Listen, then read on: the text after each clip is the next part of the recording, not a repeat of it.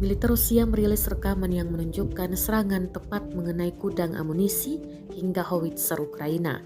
Rekaman dampak serangan berupa api hingga kepulan asap tebal dirilis di Telegram pada Jumat 30 September 2022. Dalam keterangan unggahan disebutkan, pejuang Rusia dengan bantuan 2S1 melumpuhkan howitzer Ukraina, menghancurkan gudang amunisi besar.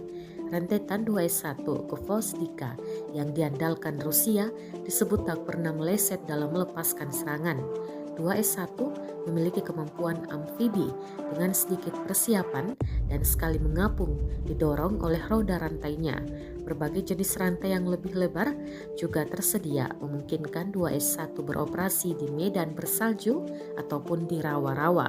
2S1 memiliki sistem perlindungan Rubika dan memiliki kemampuan penginderaan malam dengan perangkat inframerah.